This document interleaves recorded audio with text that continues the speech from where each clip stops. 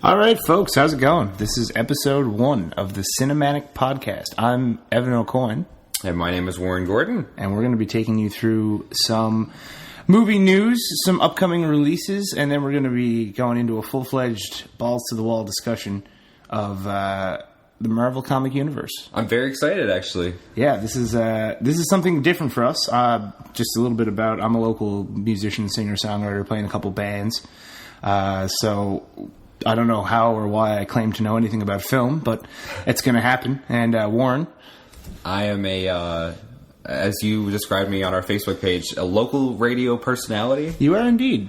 I guess you can call me that. You usually find me on CHR FM here in St. John's, Newfoundland. I host a show called The Party every Saturday night from 7 to 9 p.m. But right now I'm doing a podcast for the very first time. Yeah. And I guess fun fact about me, I'm feeling kind of sick right now. Maybe you can tell I'm a little bit nasally. But on my very first episode of The Party, about 5 years ago, I was sick as well. Well, I mean, The Party's been going for 5 years pretty strong, so this is a good sign. So that's, yeah. It's like rain on your wedding day. There you go. Yeah. So we're off to the races with an Alanis Morissette quote. Awesome. So yeah, seeing as Warren and I are both big supporters of local music, we figured we'd feature local tracks at the top of every show. This track, shameless self-promotion here, is a track by my duo, Port of Call. My duo? Yeah, my duo. My homies. This one's called One Eye Open, and as Warren just pointed out, it's sort of related to the Cinemanic universe. Yeah, it's you guys have that Walking Dead influence kind of thing. Yes, totally. And I think it'd be really cool if this track was featured on The Walking Dead, actually. That'd be awesome. For context, Cassandra, my partner in music and life and everything, she binge watched like 4 seasons of The Walking Dead to try to get caught up to where I was at the time, and this song came out of it. So this is One Eye Open.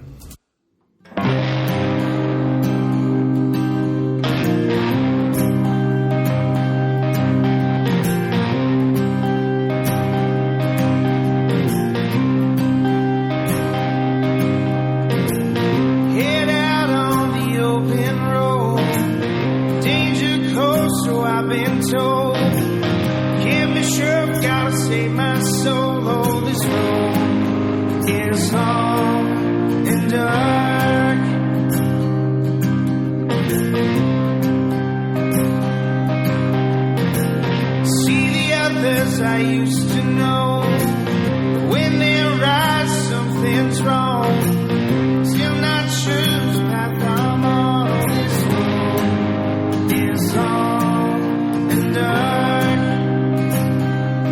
Oh, this road is long and dark. Ever winding, ever cloudy, ever unsure where I'm headed. This road is long and dark.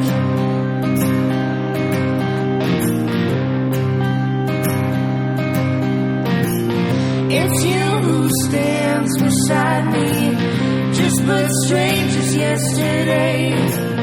How long till you turn against me? This road is long and dark.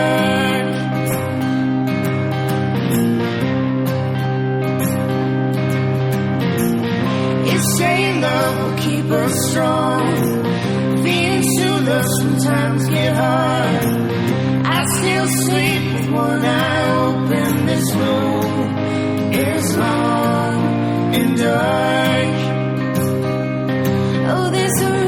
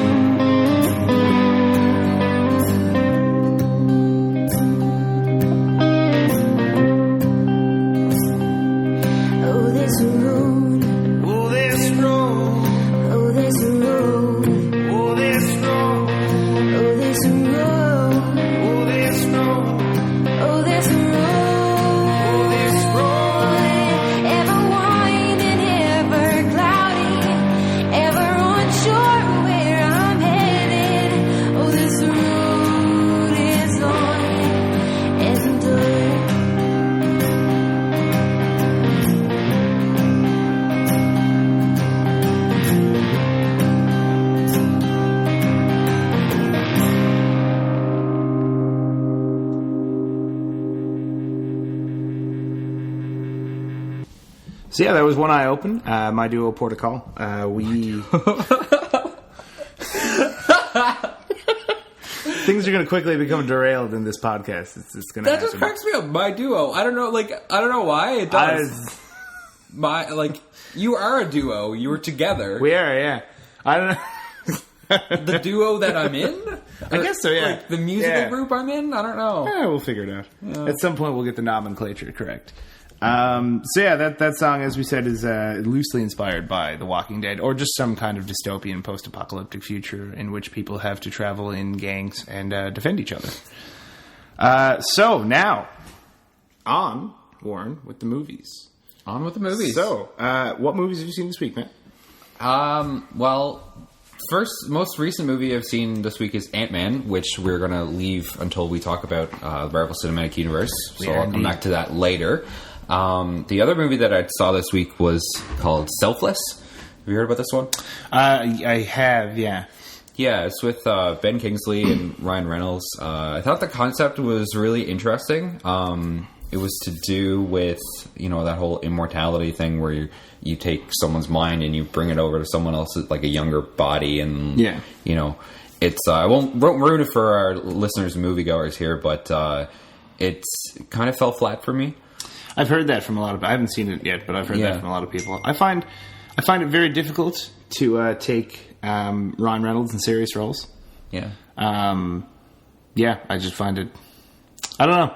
There was rumors a little while back they were going to do a Highlander reboot, which I was super excited for because Highlander is one of my favorite movies of all time. For sure. Because I'm a giant cheeseball.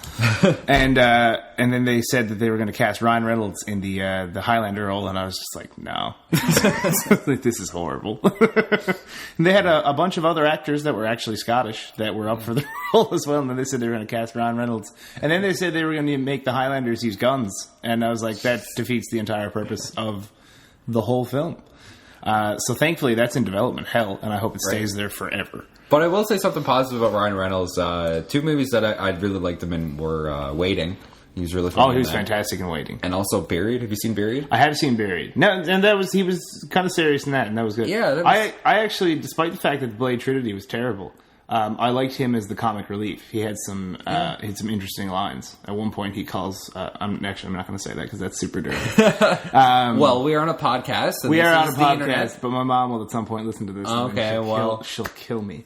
So that's Warren. As he said, we're going to talk about Ant-Man a little bit later. Those are words. Yeah, I didn't go to sleep till 4 a.m., so it's my own fault. So for me, I've been binge watching a lot of stuff on Netflix. I just rewatched Galaxy Quest.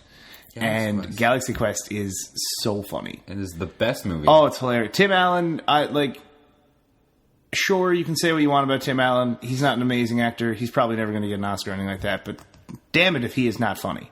And Alan Rickman as a guy who for the entire film stays in his alien makeup it's awesome. Alan Rickman and Alan Rickman is an amazingly diverse actor.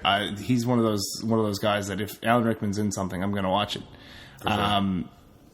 He's Hans Gruber. He was in Die Hard. I mean, he was good as Snape too. Yeah, he had some amazing lines in Die Hard. He said, Mr. Takagi, I will count to 3. There will be no 4. And then he kills the guy, and then he comes back to the people. He's like, Mr. Takagi won't be joining us for the rest of his life. It's just like, what the hell, man? Delivery. It's when he talks, it's like his lips never actually touch his teeth. It's a weird thing to fixate on, but it's just like apparently. I don't want to say it's irksome, but it's just like, how are you doing that? But yeah, so I rewatched Galaxy Quest. I watched Pacific Rim for the first time, and I'd heard very mixed things about Pacific Rim, and I liked it. Yeah, it was good. It wasn't like it didn't change my life or anything like that, but I thought that it was. I thought that was pretty good. I enjoyed Pacific Rim. I managed to catch Pacific Rim in IMAX as well, and that was an experience in itself. And I was completely sober for that. Nice, that's good. And that was amazing. And I thought the monsters were coming at me. I was sober. I wish that I'd seen it in 3D because it'd be awesome to because I've seen the last few movies I've seen in 3D have been. Yeah, but yeah, one of the more memorable scenes is where the kaiju and the Jaeger. Jaeger, that's it. Yeah. Gypsy Danger, they're in the ocean and they're like fighting. Oh, that seems epic. Yeah, and that's in like 3D IMAX. Oh, that's pretty intense.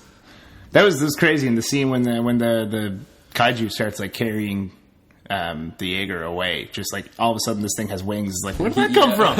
And then they're just like, we have no more weapons. And Mrs. like, here's the sword. It's like, you had a sword this whole time? That was one thing that I was like, dude, this is your Jaeger. How did you not know that there was no sword? Like, come on, Jax Teller from Sons of Anarchy. Speaking of Guillermo del Toro, which is going to be a common occurrence on this podcast, is me butchering names. That's fine. Del Toro is releasing a movie later this year with Tom Hiddleston and Tilda Swinton, I think it is. Yes, yeah. I saw some news about that. Do you know what it's called? Because I don't remember. Oh my goodness. Crimson Peak, maybe? Yes, yeah. That's it. That sounds right. Yeah, it looks amazing. It also looks terrifying at the same time. Yes. He's pretty good at doing the whole scary. Yeah. Yeah. Doing the whole scary. There's doing the whole scary. Cool. My duo. So yeah, those are. I also, this is going to be the shortest movie review of all time. I also watched the Conan remake with what's his name? Khal Drogo from Game of Thrones. I can't remember. Oh my god, Jason Momoa. That's it. Yeah. Aquaman. Don't watch it. It's horrible. That's all I'm going to say about it because it doesn't warrant any other discussion. The only saving grace is that Ron Perlman is in the movie early on, and Ron Perlman is again one of those actors that I will watch. He's Hellboy. He's amazing, right? You know, he. But yeah, that's all I will say about the Conan. I don't think it was. I think it was a reimagining. I don't think it was actually a remake. Ron Perlman was in Pacific Rim as well, right? He was in Pacific Rim. Yeah. That was an awesome little cutscene at the end. Yeah. He gets eaten by one of the kaiju, and then halfway, like at the end, it cuts, and he cuts himself out of the kaiju. Because his character is just bad. That's the only way to put it, bad.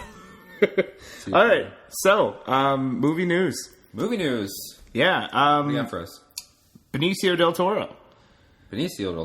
Supposedly. Not to be confused with Guillermo del Toro. Guillermo. There we go. Guillermo. Oh my God. Listen to this in stereo so you can hear me and more and just saying Guillermo. So yeah, Benicio del Toro, not to be confused with the other fellow, has been offered a role, reportedly, I won't say that this is for sure, has been reportedly offered a role as a villain in Star Wars Episode 8. Nice. Yeah. I don't know why we're talking about 8 when 7 isn't even out yet. This is true. It's one of those... Which I'm sure we're going to have a Star Wars episode on here. Oh god, Star Wars was like the first movies I ever watched as a kid were Star Wars and Jurassic Park because my father understood film and knew how to raise a kid. There you go. So yeah, it's I love Benicio del Toro. So if this news is true and it turns out, I think he can play a great villain. Yeah. You know, he's got a long history of playing excellent villains in films. He had an awesome cameo in Guardians of the Galaxy. I was just going to say, tying that all together, we're talking about the Marvel Cinematic Universe. He is the Collector in Guardians of the Galaxy. He is. He's also a Bond henchman. Is he? In one of the lesser-known Bond films. He's in one of the Timothy Dalton films. I think it was the Living Daylights he was in. And he plays a pretty badass villain in that.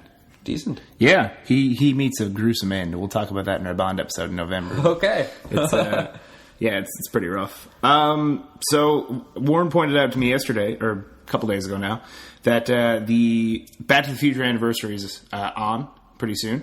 Yes, the 30th anniversary of Back to the Future. I believe it's the first movie.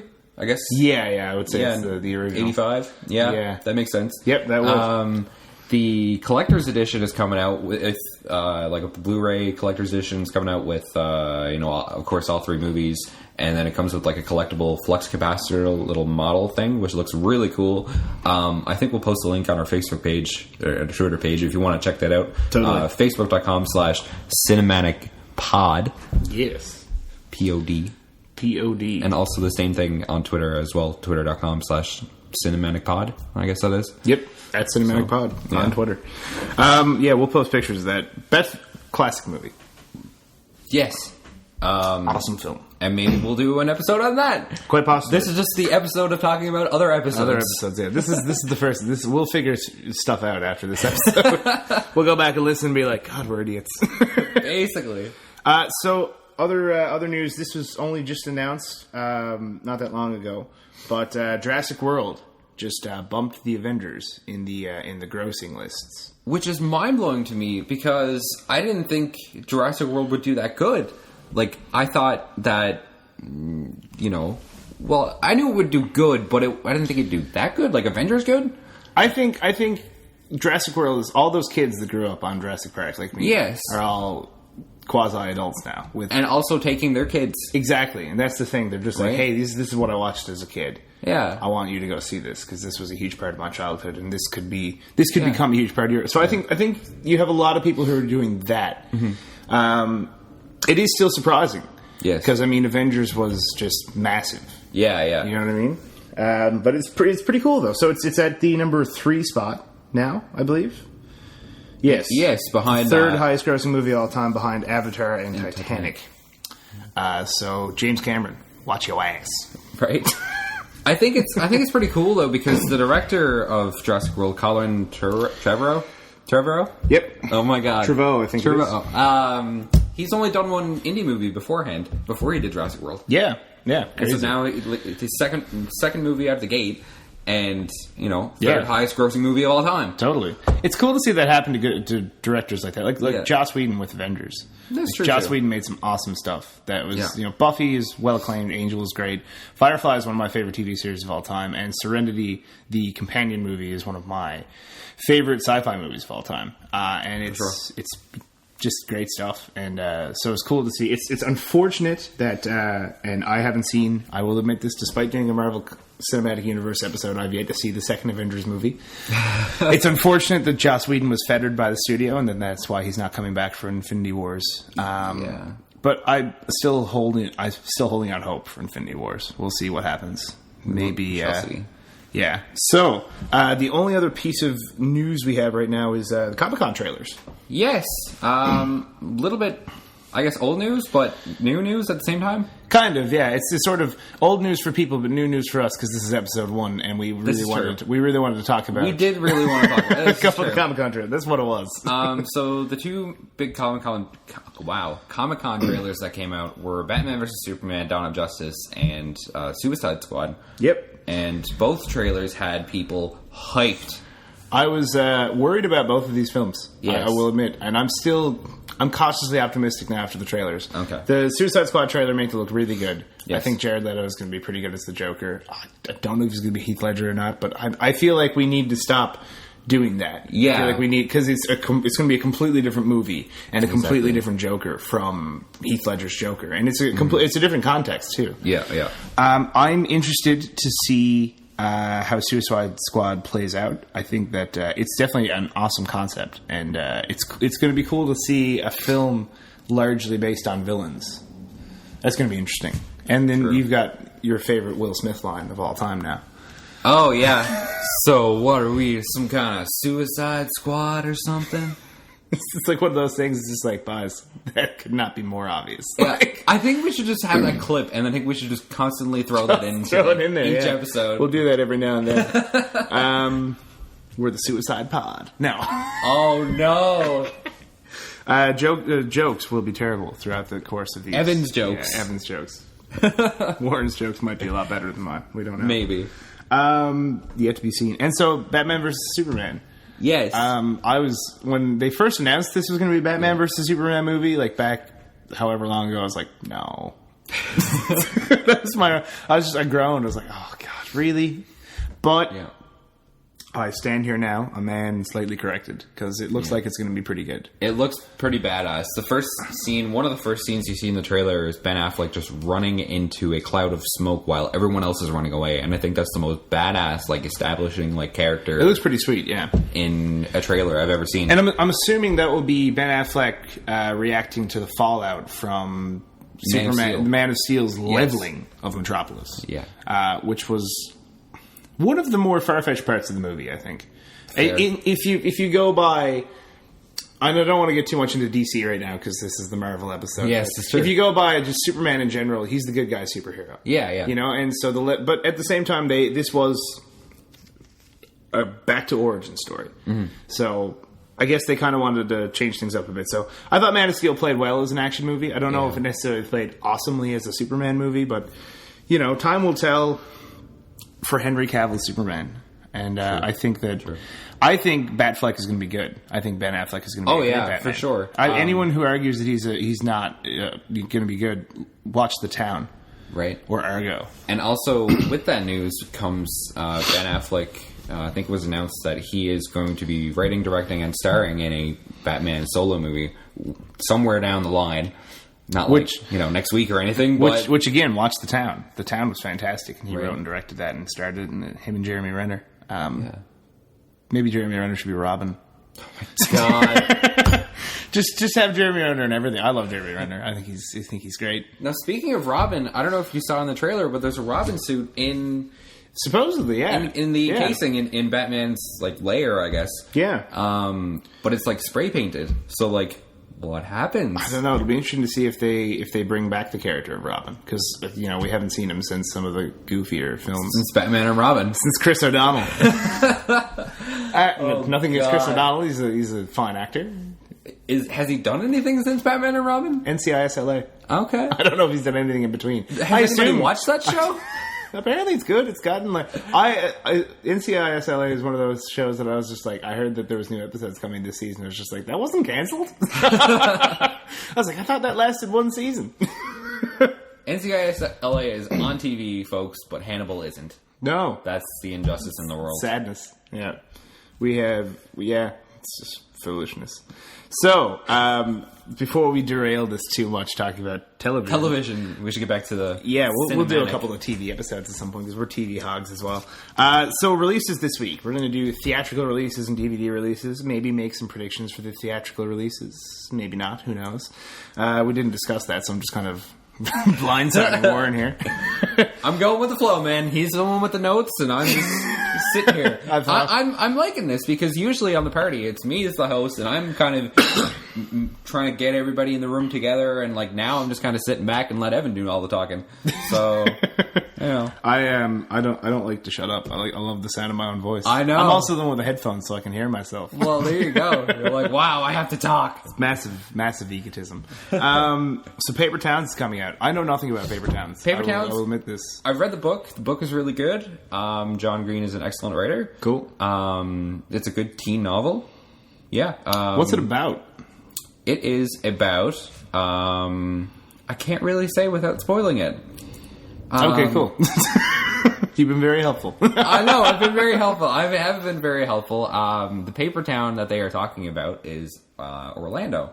Okay. And that's where the book is based in. And I've read it, I think it was 2 years ago now, so I'm trying to, recollect... Fair enough. What happens in the book, but this guy kind of chases after a girl and, really hypes her up and plays her up and that sort of thing. Yeah. And then it just kind of goes from there. Cool. But I don't want to ruin it or anything for anybody listening there who hasn't read the book or seen the movie. But, read the book. Go watch the movie. Maybe the movie's good. Haven't seen it yet, so... Cool. Yeah. Pixels. Because people keep throwing money at Adam Sandler. I have an interesting thing from Pixels, actually, straight from RottenTomatoes.com. Oh, the Bible. The Bible. Praise be unto Rotten Tomatoes. Yeah. So the critic consensus for Pixels, you have to hear this.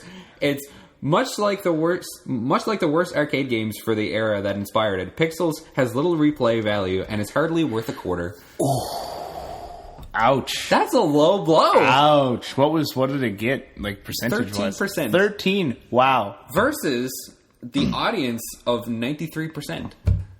Which kind of it just, I don't know, it boggles my mind. If you look at a lot of Adam Sandler movies, though, or just foolish comedies in general, that's true. That's pretty, the audience are just oh my God, that made me laugh. Whereas people who know things about film will be like, oh my God, that was terrible.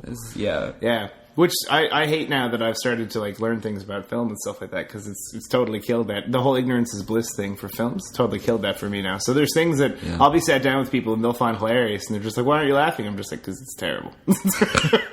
But I mean, like, we keep the studios keep. I say we're not involved in this at all. No, we are not. Studios keep throwing Not money yet. at Adam Sandler. Right? Like, I don't get it. And he, you know, I think it's cool that, you know, he's at the point now where I guess he owns his own studio, I think. I think so, yeah. And, you know, he just kind of takes his friends and goes on vacation and shoots a movie. Which, you know, awesome. It's cool that he's stuck with this same crew of guys for so many films. Yes, like, yeah. You know, Steve Buscemi was in a lot of them, and you've got, you know... Kevin James. Yeah, Kevin James. You've got, David Spade. God, what's his name? I can't remember the guy's name. Deuce Bigelow, Male Gigolo, that guy. Rob Schneider. Rob Schneider, there we go. Come on, Evan. Yeah, jeez, I can't believe I forgot his name. His daughter's a rock star now, eh? Is she? Yeah, Elle King. She's fantastic. Okay. I think I'm pretty sure that's his daughter. Anyway, not to derail this anymore. But yeah, it's cool that he has that crew that he hangs out with and that he's kept them through the majority of his movies. But, you know, it was funny back in the day when he was, you know, in his 20s. For sure. It's sad now. Not the hanging out with the friends part, but just the fact that his humor it seems to have de-evolved. Yeah. It hasn't evolved. It's gone backwards. And you know what? Maybe we should do an Adam Sandler episode. I think that'd be really interesting. Yeah. But he's got, like, some of my favorite comedies from when I was a kid. Yeah. A lot of them were Adam Sandler movies, like Billy Madison. Billy Madison was Happy Gilmore. Happy Gilmore is really awesome good. Movies. Fantastically. Wedding Singer wasn't bad either. Well, I loved The Wedding Singer. I thought The Wedding Singer was hilarious. But he's done, I don't know, he's one of those guys that it feels like he's done everything to make us stop watching. True. Like, it would not surprise me one bit if like, someday down the road, Adam Sandler's just like, by the way, boys, I have all these awesome artsy films that I never released, where I acted fantastically. I think, but I was punking you all. 50 First Dates isn't bad either. I enjoyed 50 First Dates, and it was a good premise. Click was just like heart wrenching. It was. I didn't expect that out of nowhere. It was like funny, depressed. Basically, like we talked about this a couple days ago. I like Funny People as well. Yes, but Funny People is one of those movies like Dan in Real Life that had ridiculous comedians cast in roles that weren't ridiculous, and I think people didn't like them for that reason. And it was really dragged on. It was very much. It was. There's like no need for it to be 2.5 hours. Yeah, it was way too long. So then Southpaw is coming out as well, and the reviews for Southpaw have not been favorable. Not been good, but it was really hyped up because Jake Gyllenhaal has been on a roll lately. Yeah. You know, he had Enemy, End of Watch, Nightcrawler. Some great films, yeah. And then this, but I mean, everyone does bad films every now and then, and you know, 50 Cent's in it, so I guess he was hoping that this would reignite his finances, but it doesn't look like that's going to happen. I guess not. Poor 50. Oh my. Also, 50 Cent movies, I don't know, man. Like, The Escape, I think it was called, the Arnold Schwarzenegger, Sylvester Stallone prison escape movie. Okay. He was in that. Yeah. He was hilarious. Escape Plan? But I think that was something like that. It was. I loved that movie. I'm a huge 80s action flick cheesy nerd, like Commando, all those kinds of things with the horrible one-liners, and I loved seeing Stallone and Schwarzenegger getting the one-liners in on each other and stuff like that. But every time me and my buddies went to see it, every time 50 Cent came on screen, we just died laughing. Not because he was doing anything funny, but because it was 50 Cent. So he sort of like very quickly became the butt of the joke of the film, just because he is who he is. Too funny. So DVD. We've got The Water Diviner. The Water Diviner. Russell Crowe's in it. That's all we know. I saw a poster at Cineplex. Yep, it's about the aftermath of the Battle of Gallipoli. That's what it was. And he plays an Australian because he is Australian. Fair enough. The Clouds of Silmaria, I think it is. Oh, that's the one with Kristen Stewart. Yes. Again, we don't know very much about this film. I'm assuming that it's bad. It's been a bad week for DVD releases, folks. Nothing huge was released. It has so the other one I have written down here is called Home. Oh, The Home. That was the DreamWorks animation. Oh yes, that's right. Yeah, movie with oh my god, from Big Bang Theory. What's his name? The main guy. Jim Parsons. Yes. He was the alien person, and I think Rihanna was the girl in it. Yes. Yeah. Yeah. So I watched an interview last night. I think it was a Conan interview, or it might have been Fallon.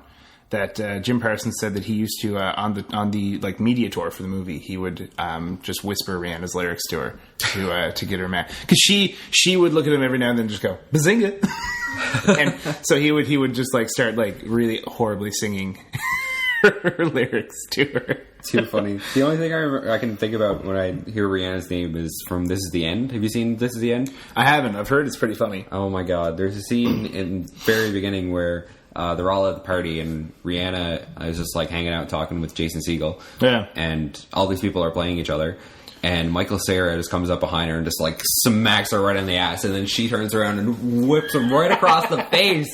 Awesome. And it's hilarious. Awesome. And apparently both of those slaps were completely real. That's because apparently I was reading the behind the scenes and Rihanna said, or Michael Cera said, can I like actually slap you on the ass? And Rihanna was like, if I can actually slap you across the face. Nice. So Michael Cera taking one for the team. Right, there you go. It's like Steve Carell actually having his chest waxed in the 40-Year-Old Virgin. That was awesome. It was hilarious. Crazy. It was amazing that he actually screamed out, "Oh, Kelly Clarkson." I watched it, like when that first came out, I watched it, the people asked Kelly Clarkson how she felt about that, and she had no idea how to respond. Because how do you respond to that? Right? A grown man had his chest waxed and he screamed out your name in pain. Cool. So, all right. We're getting into the nitty gritty now. This is the theme of the week for the episode is the Marvel Cinematic Universe, all right. Otherwise known as the comic fans' wet dream. Basically, yeah. It's been a couple of really great years for superhero movies, for sure. Going back to the first Iron Man. Now there have been some misses. Some of the Fox-driven films, i.e., the Fantastic Four. Didn't do so well early on. Are we sticking? I'm sorry. I'm kind of backing up here. Are we sticking with like the Marvel Marvel Let's Studios? stick with the cinematic universe, but I think we need to briefly touch on the ones that failed in order to understand where we are now.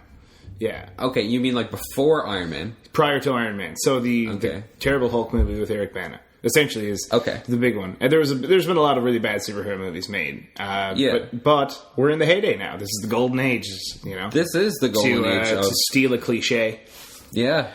So for those of you who don't know, for those of you who've been living in a cave or under a rock for the last so many years, the Marvel Cinematic Universe has essentially been a collection of films done in phases, released about various superheroes in the Marvel mythos, we'll say. And then the first couple films that were released up to and in anticipation of the first Avengers movie. Avengers, yes. And now it seems like we're slowly building towards Avengers movies by releasing films with new members of the Avengers and stuff like that. But we also have some films that kind of stand on their own and won't be tied in for a while. You have TV series that are coming out as well that are tied into it all. It's a massive universe at this point. Yes. And they have releases at this point planned up to, 2021 or something like that? 2019, something along those lines? 2019, but I think I read in an interview they were talking, and they said they don't have it announced yet, but they've been planning up to 2025 or something like that. Like, that's just, madness. It's mind-boggling. Just madness. The amount of money being thrown around for Marvel right now is... Yeah. Well, like I was saying to you earlier this week, I said, the best thing Marvel ever did was sign on with Disney because Disney just said, here's a checkbook. Yeah, totally. Yeah, right? No, it's crazy. It's like that movie, Blank Check, that kids movie. Oh, my God. I'm pretty sure Paul Giamatti was in. If you go back and watch a couple of shitty kids movies, you'll find Paul Giamatti. It's terrifying. You're just like, dude, man, you're an amazing actor. What are you doing in this? Basically. Yeah. Side note, my favorite Paul Giamatti movie, Big Fat Liar. Oh, well, there we go. That's a terrible kids movie. No, it's a great. It's a great kids movie, but if you went back and watched it now, you'd be like, from a film perspective, this is horrible. But I love it. Yes. Essentially, starting with Iron Man is where we're going from the Marvel Cinematic Universe, and that was 2008. 2008. 2008, Iron Man came out, and cast in the titular role as Tony Stark, Iron Man, Robert Downey Jr. Yes, fantastic, great casting choice. And I think that was Robert Downey Jr.'s first turnover into becoming the A-lister, I guess, that he is now. Yes, yeah, because if you go back through Robert Downey Jr.'s body of work, it's interesting. Yep. There's been some weird films. There's been some great films. Yeah. And then there's been some terrible films. He won an Oscar, didn't he? For playing Charlie Chaplin, maybe? Or I could be wrong. I think so, yeah. I think that's right. Early 1960s. That was a great film. It was really well done. He's a fantastic actor, and he is Tony Stark. He is. Yeah. When I picture Tony Stark in the comics now, I kind of picture Robert Downey Jr. because he's just taken the role and completely made it his own. From the last scene in Iron Man when he goes, "I am Iron Man." It's just yes, you are, dude. Go ahead. Do it. And so then from Iron Man, they moved into The Incredible Hulk with Edward Norton. Which wasn't great. That was a bit of a flop. Edward Norton was a good Hulk. It was, we will say, it was a bit of a flop. It was miles and miles ahead of the Eric Bana-driven Hulk film. Oh, yeah, for sure. That just wasn't good at all. But you had a couple of decent elements in that film. You had Tim Roth as the villain. And Tim Roth, before he becomes Abomination, was not bad because he's Tim Roth, but then he becomes Abomination, and you sort of defeat the whole purpose of having Tim Roth in a movie. You could say he was an abomination. He was an abomination when he became Abomination. Womp womp. And then it was just, I don't know. Storyline, it wasn't amazing. It had some, it fell flat a bit. I don't even remember it. I just remember, like, certain scenes, but, like, I just don't remember, like, what happened in that movie. I rewatched it a little while ago. Nothing happened. Very little happened. It was the second, technically it is the second Marvel movie, but they don't like to talk about it a whole lot. And it was originally used as a vehicle to introduce the super soldier serum that makes Captain America Captain America. Mm-hmm. So because that was what makes Abomination. Yes. But they they messed it up badly. So then there was Iron Man 2.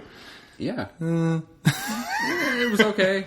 Mickey Rourke was as the villain. Yeah, Mickey Rourke had some interesting lines. He kept talking in a terrible Russian accent about wanting his bird.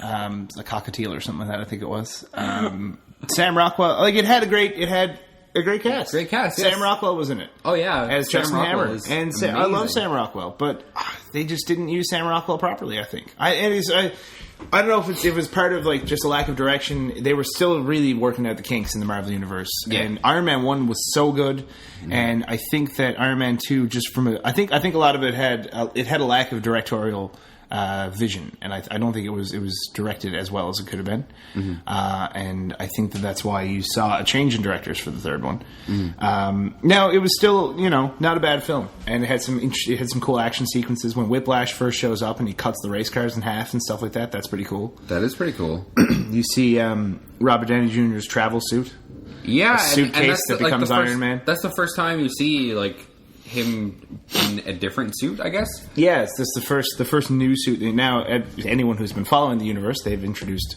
hundreds of them at this point, basically. Then there was Thor, which was okay. It was a good introduction to the character. Chris Hemsworth was quite good in the role, I think. I think Chris Hemsworth does a good job with that. He plays, a good Greek god. I don't think either. He looks like a Greek god. I don't think either of us were fans of of his girlfriend. Natalie Portman. We'll leave it at that. I don't want to say terrible things about Natalie Portman because she has done some good films, I think. I don't want to be committal with that. But Anthony Hopkins, anything that brings Anthony Hopkins into a superhero movie series is awesome, and he is Odin. And we got introduced to Loki, Tom Hiddleston, which was and still is the best villain that Marvel Cinematic Universe has. Absolutely brilliant, just so well done. And fun fact, he was almost Aragorn. Really? In Lord of the Rings, but he passed it up. Oh. And I mean, I can't picture it not being Viggo Mortensen, but that could have been interesting. We could have learned about Tom Hiddleston's amazing acting chops earlier. But he was great as Loki, and we'll get back to him when we talk about villains in a few minutes. For sure. Then we'll kind of go through, we don't need to bring you through all these. We'll just bring you through phase one, really. Sure. There was Captain America, the First Avenger. Awesome. Oh, yeah. Really well done. Definitely my top five, which we'll discuss later. Yeah, we'll discuss the top five as well. Perfectly cast. Yeah. Chris Evans was awesome. Hugo Weaving as the Red Skull. Really good. Really good. Really. Because I think one thing that, and we will talk about this again, Marvel hasn't done villains great. No. But there's been a couple of great villains. And Loki and the Red Skull are two of those really great villains, I think. And it's unfortunate that you don't see Red Skull after Captain America, the First Avenger, but, they might bring him back. You never know. You never know. Because they've introduced, galaxies and time paradoxes and stuff like that. And they're kind of slowly getting into that. I mean, comics are notorious for bringing dead people back to life. Well, notorious for it. How many times has Superman died at this point? Not that he's in the Marvel Universe, but still, like, a couple times at this point. That was like a bit of a spoiler alert here, but in kind of skipping ahead to the Avengers, when Agent Coulson dies, Yeah. and then just shows up in the He first shows episode up of and they bring Agents him of back. They bring him back to life. That's ridiculous too. I don't even want to talk about Agents of Shield. It's not great. And so then we have this. This all brought us up. This clued up phase 1 of the Marvel comic universe and brought us to the Avengers, which was brilliant, Outstanding. very good. Avengers. Loki was amazing as the villain. I think before, if you had told me before, like, Iron Man came out, and you told me there was going to be a movie about, you know, the Avengers, and it was going to be Iron Man, Thor, Captain America, Hulk, and Black Widow, And Hawkeye. If you told me about that, I would have said, "Who are you talking about? Like, Yeah. who was this? Who are these people? I don't know. Like, why is Spider-Man not in it?" But now, like, because they've released all these movies along with it, and, like, you have that character development and you have that knowing of these characters. Yeah. You know, we were able to be like, wow, like, all these superheroes are together now. It's really cool. I think they did that really well too. With a lot of, they introduced the characters pretty well. That you see Black Widow comes in Iron Man 2. Nick Fury shows up at the end of Iron Man 1. You've got, you know, the main heroes being introduced. The only new people, really, hero-wise, were... You've seen the Hulk introduced a couple times, but you saw Mark Ruffalo as the Hulk, which was really well done. Yes. Really well done. Of the three guys that have played the Hulk in these Marvel movies, Eric Bana and Edward Norton and Mark Ruffalo, I think Ruffalo's definitely done an awesome job. And I was very concerned when I heard he was cast in this. I was. Because I'd only ever seen Mark Ruffalo in romantic comedies or like movies like that. But he does an awesome job.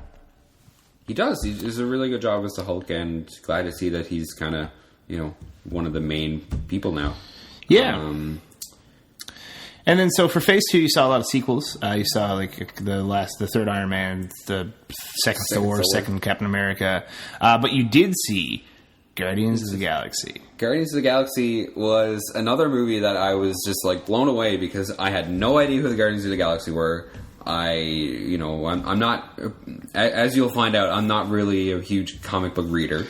I was when I was a kid, so I was pretty up on the Avengers, but I had no idea about the Guardians of the Galaxy. I think, they were like, maybe like a D-list Possibly, yeah. heroes. But it was so well done. But it was amazingly well done, and it's definitely, again, on my top 5 Marvel movies for the Cinematic Universe. Yeah. And then you saw Avengers 2. Avengers 2, which was the first Avengers movie to fall flat for me. I have yet to see it. I will admit that. So, and I heard that it was. I heard that there was a lot of things that were not great with it, and I heard that Joss Whedon was censored a lot. Yeah, and you could kind of see that, you know, clashing ideas and stuff, and there was just too much comedy. Yeah, that's what I heard. When the movie needed to be serious, there was just people were cracking jokes and stuff like that. It was like laughing at like a natural disaster. Yeah, it was. I don't know. It was weird. Yeah, it's too bad. Yeah. But then you saw Ant-Man this week, and I was supposed to see Ant-Man this week as well, but I ended up going to dinner with my parents. I did see Ant-Man, and I will say that Ant-Man was better than Avengers 2, and I never thought in a million years I would ever say that. I'm happy that we have Paul Rudd now in the Marvel Cinematic Universe. Paul Rudd's great. And now he's going to be in Captain America Civil War, which comes out next year, May 6, 2016. But Ant-Man, it was a great introduction of character. It reminded me a lot of the first Iron Man movie. Had a great villain, and again, like, great introduction of character and great ability to crack jokes when jokes were needed, and like be serious at the same time. Excellent. So cool. I look forward to seeing both of the. Well, I look less forward to seeing the second Avengers movie, but I look forward to seeing Ant-Man definitely. Now we're going to talk about something that I think we both think that DC does really well. Yes. But Marvel and DC haven't done film great with regards to their universe thus far. But the Dark Knight movies are kind of aside from the universe. They were fantastic. But Marvel kind of, for us, has kind of fallen flat when it comes to the development of their villains. And for me, I'm a big villain guy. I love, like, for me, I love when a movie does a good job at developing a villain and giving you somebody that you can really hate. Yeah. Or somebody that you feel maybe bad for. Because I think the one character I think that Marvel does that for is Loki. Yes. You have so many different emotions surrounding Tom Hiddleston's Loki. Like in Thor: The Dark World, you kind of feel bad for him. In the Avengers, you hate him. Yeah. In the first Thor movie, you feel bad for him, but then you hate him. Yeah. It's one of those things where it's just like he's on such a spectrum of emotions between love and hate that it's just it does really well. And I don't know if it's that he's one of the better written characters. I don't know if it's because we've seen him in 3 movies or if it's just Tom Hiddleston. I think it is Tom Hiddleston for the most part, because I think that just like Robert Downey Jr., like we were saying earlier with the Iron Man thing and just taking it to the new level, I think he's done that with Loki. Definitely. And just brought that character to like the mainstream. Like, every woman out there wants to be with Loki for some reason. Or Tom Hiddleston, whenever way you look at it. He's a handsome fellow. Tom Hiddleston in a Loki costume, I don't know. Yeah, who knows? Another villain that I think that we both liked was Red Skull. Yes. The Captain America has done villains pretty well. Yeah. Red Skull and the Winter Soldier, both good villains. You had, you were kind of really rooting for Captain America, but at the same time, the villains were really well developed, so you're just like, awesome. Hugo Weaving, though. I think part of this, is the actors that they've picked. Because I think you have some actors like Hugo Weaving, who is an iconic actor. You've got Tom Hiddleston, who's just a beast of an actor. You've got guys like that. You've got, from the first Iron Man movie, you got Jeff Bridges. Yeah. Jeff Bridges is Jeff Bridges. There you go. There's no other way, but he's Jeff Bridges, and he plays Obadiah very well. He plays evil very well. He plays bald very well. Bald.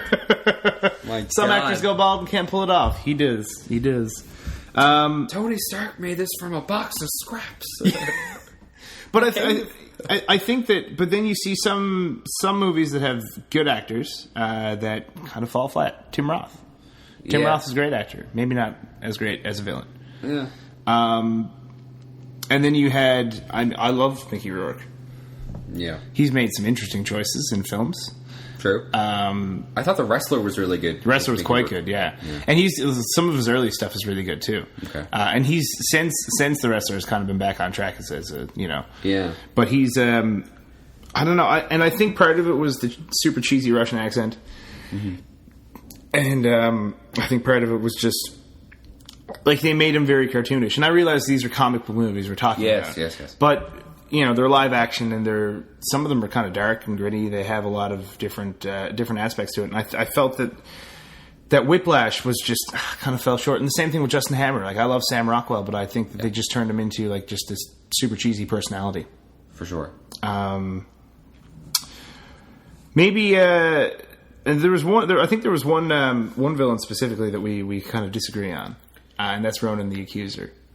Yeah, he didn't do it for me. Like, when I watched Guardians of the Galaxy, he might have been in it for a couple minutes, a couple scenes, and he wasn't really intimidating. He just, he was always answering to Thanos, and, Thanos was kind of like the Emperor to his Darth Vader, but he was never, the big bad. He was just, an obstruction.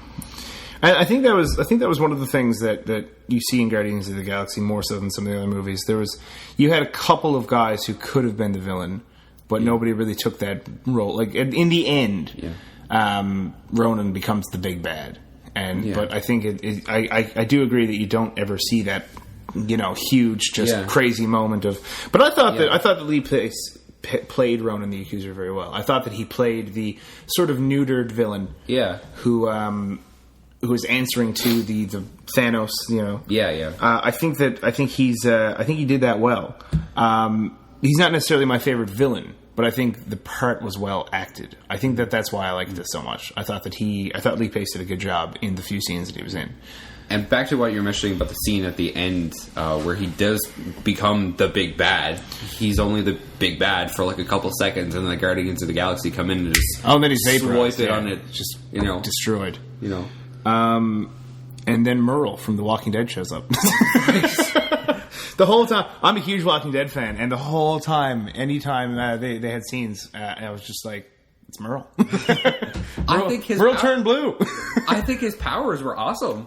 Yeah, it's cool. He With the needle control thing. the needle with a Yeah. whistle. That's pretty epic. That was pretty great. And he's just a great actor. Yeah. And I really hope to see his character in the Infinity Wars. Yes, and the second Guardians of the Galaxy film. Oh, yeah, that's you. Yeah. It'll be I'm super stoked to see how they follow up with the second Guardians of the Galaxy. Apparently, they've been given free range on. Again, yeah, James Gunn has done an awesome job kind of creating that universe and like also keeping it away from the Avengers themselves. It'll be interesting to see how they end up tying it all in for Infinity Wars, because with Infinity Wars they're tying in Avengers, Guardians of the Galaxy, and the Defenders. Yes. And the Defenders, we're not going to talk too much about them because we've only seen one of them thus far. Yes. Daredevil, which was a horrible Ben Affleck movie, but is an awesome Netflix TV series. With you see Wilson Fisk, the Kingpin, being played by Vincent D'Onofrio, who is a fantastic actor. Yes. If you haven't seen Full Metal Jacket, I highly recommend it. It's amazing. And he was in The Escape Plan as well. Okay. He's sort of Sylvester Stallone's business partner. That's funny. And he plays kind of a douche. And he does that very well. His character in that is very similar to his character in Jurassic World, actually. Okay. But again, we're talking about other films now. So yeah, this is, I think, and it's going to be interesting to see how Netflix does the other TV series. I would highly recommend watching Daredevil. Keep looking for Jessica Jones and Luke Cage and Iron Fist and all those, because I think if they do those the way they did Daredevil's super dark, very gritty, really action oriented, really well acted and well cast. I think you're going to see the Defenders tie-in is going to be awesome. I think if they keep going on at the rate that they're going, for sure. So. Warren and I have decided now that we've talked about villains and casting and a little bit of stuff, we're going to do our top five Marvel films of the first and second. My fave five. Yes, I've been talking a lot, so I'm gonna hand this off to Warren to start off with. Okay, I'm gonna hand Warren his list.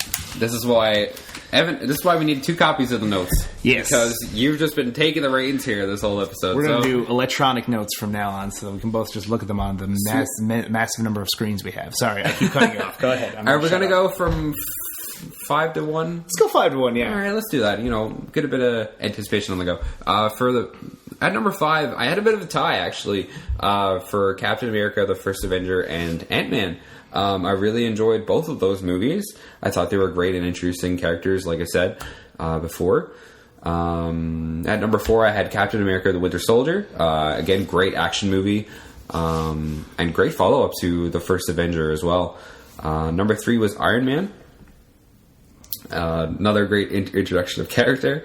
Number 2, Avengers, and number 1, Guardians of the Galaxy. Guardians of the Galaxy just absolutely blew me away, as did the Avengers. But for me, Guardians of the Galaxy had that rewatchability value. It was the first and only Marvel movie I've seen twice in theaters and own it on Blu-ray and watched it too many times. I just absolutely love that soundtrack. I have the soundtrack on my phone. I listen to it in my car. It's amazing. So that's my number 1. And I'll let Evan take his sweet paperback and give you his top 5. Mine and Warren's lists are the same. They're just in a different order because we are the lamest of podcasts. I was trying really hard to think of something different. I was going to just pull out a dark horse and say Thor or something like that, but I couldn't. No, as much as Thor, I loved Chris Hemsworth in the role. The scene where he's just like, "This beverage is delicious. I'll have another," and he throws the coffee cup down. It's great. But anyway, my top 5. Number 5 for me, same as Warren, was Captain America, the first one. I thought that it was really well done. I was going into it thinking the only movies I've ever seen Chris Evans in were terribly cheesy. Mm-hmm. He was horrible as the Human Torch, which is something that we haven't touched on yet. Is that he was in a Marvel movie before, but one of the Fox Marvel movies, and it was bad.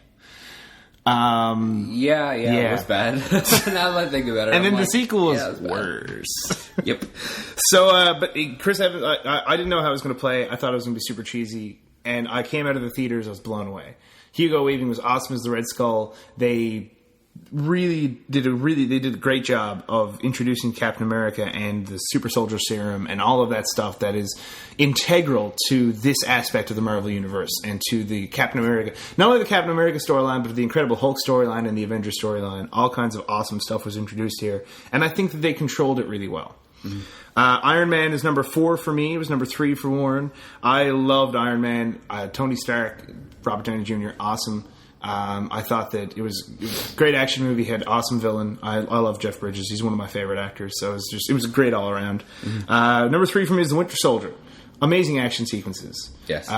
Falcon. They introduced him. He was great. Anthony Mackie, awesome in the role. He was great when he needed to be comic relief. He was great when he needed to start kicking ass. And awesome fight scenes. The wingsuit is super cool. Mm-hmm. And yeah, just some great sequences in that film. And really, Bucky Barnes is great as the villain too. For me, number 2 is Guardians of the Galaxy. I agree with Warren on everything that he said, but it blew me away. It really did. But for me, number 1 is Avengers, and I think it's because it was so. It was just I had so many trepidations going into Avengers because I was like, I don't know how they're going to tie all this together. Are they going to be able to do it? I love Joss Whedon, but he's never had this big a budget before. So what happens? Is he going to be like? Because he was one of the writers on the 3rd or 4th Aliens movie, and they completely took all of his ideas and shit all over them. And I was afraid that was going to happen, which, from what I understand, is kind of what happened in Avengers 2. But it was so well done. It was awesome, and the Hulk was fantastic when he just like beats the shit out of Loki and just is like puny god, and then he just cold cocks Thor in the face. Like it's just the sequences they threw in there were classic Joss Whedon sequences done in a huge scale, and it was just really well done. So for me, Avengers was numero uno, but we'll see what the future brings. This top 5 list in 2025 could be completely different. It could be. It could all be Infinity Wars. Who knows? Maybe we'll just only be talking about the Netflix series because those are the only things that are relevant anymore because Netflix will own the world. Who knows? Who knows? 2025 could bring a terrifying dystopian society. Or it could be fine. So, that's everything we said we were going to talk about. Oh, why? Holy shoot. And we're at the 53-minute mark, so that's pretty much where we said we were going to be. That's true. Awesome. So here Look we are. at us, Warren. So this is episode 1 of the Cinemanic podcast. Yes, thank you for tuning in. Yeah, hopefully people listen. Hopefully next week I'm not fucking sick. Hopefully next week I'm not hogging the mic. No promise. I hope for that too. I pray to God. Warren, do you want to tell all the pretty people what next week's episode is going to be about? Oh, next week's episode, because we have so aptly decided to be relevant with next week coming out. Next week is... Mission Impossible Rogue Nation. That's it, yes. Sorry. Line. Wow. Bueller. Just completely dropped the ball there. Wow. Mission Impossible Rogue Nation hits theaters next week, so we figured it would be appropriate to do a Tom Cruise appreciation episode. Because we hate ourselves. I don't think anyone's used Tom Cruise and appreciation in the same sentence in a long time. But we went through the other day and made notes of the movies that he was in that we liked and the ones that we didn't, and the likes were far greater than the ones that we didn't. Yeah, so I think it'll be an interesting episode. Yeah. I want to call it Tom Cruise, great actor, horrible person. We'll see about that. Yeah, so until then, I'm Evan. And I'm Warren. And we are signing off. Thanks for listening, folks.